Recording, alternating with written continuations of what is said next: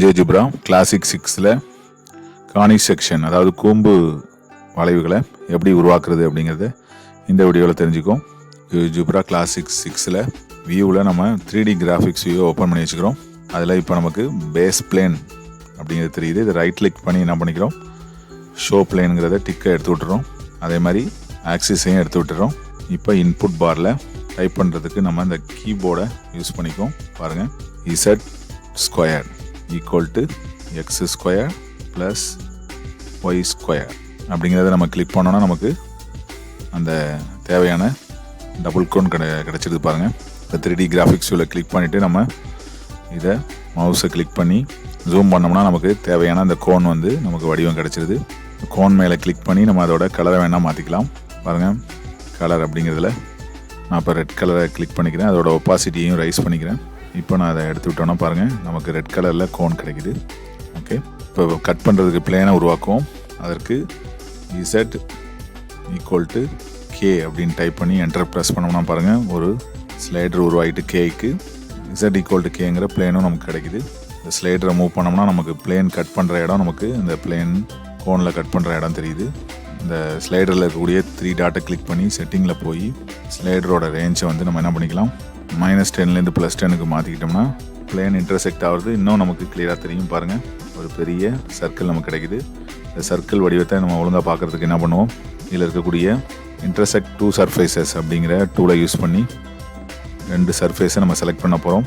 பாருங்கள், first surface வந்து இந்த கோன், ரெண்டாவது வந்து இந்த பிளேன். இப்போ ரெண்டும் இன்டர்செக்ட் ஆகிற இடம் நமக்கு கிளியராக தெரியுது. பாருங்கள், இப்போ நான் மூவ் டூவில் கிளிக் பண்ணிவிட்டு பார்க்கும்போது நமக்கு அந்த 2 சர்ஃபேஸும் இன்டர்செக்ட் ஆகிற இடம் என்ன உருவம் அப்படிங்கிறது நமக்கு தெரியுது.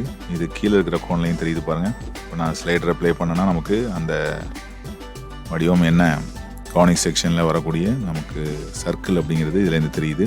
ஓகே, இப்போ நான் ப்ளே பட்டனை ஆஃப் பண்ணிவிட்டு இசட்டோட அந்த ஈக்குவேஷனை கேங்கிறதுலேருந்து என்ன பண்ணுறோம், -1/2x + கேங்கிறத டைப் பண்ணோம்னா நமக்கு பாருங்கள் என்ன மாதிரியான கானிக் செக்ஷன் கிடைக்குதுன்னா ஒரு எலிப்ஸ் கிடைக்குது. பாருங்கள், அதாவது ஒரு தளம் வந்து சரிவாக வெட்டினா நமக்கு கிடைக்கக்கூடியது ஒரு எலிப்ஸ் அப்படிங்கிறது இதுலேருந்து தெரிஞ்சுக்கிறோம். பாருங்கள், சரிவாக வெட்டுது, அதனால் நமக்கு என்ன கிடைக்குதுன்னா ஒரு எலிப்ஸ் கிடைக்குது.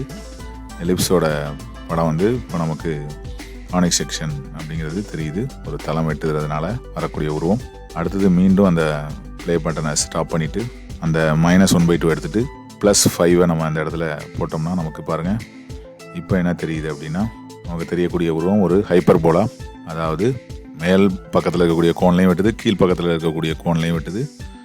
நமக்கு கிடைக்கக்கூடியது ஒரு ஹைப்பர்போலாங்கிறது உருவம் நமக்கு தெரியுது. பாருங்கள், இப்போ ஸ்லைடரை நம்ம முன்ன பின்ன மூவ் பண்ணோம்னா நமக்கு அந்த ஹைப்பர்போலாவோட வடிவம் நல்லா தெரியுது.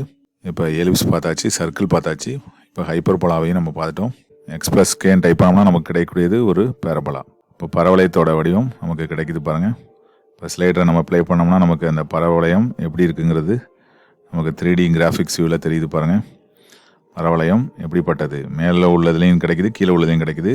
லைனுக்கு பேரலாக வரும்போது நமக்கு கிடைக்கக்கூடியது ஒரு பரவளையம் அப்படிங்கிறது இதுலேருந்து தெரியுது.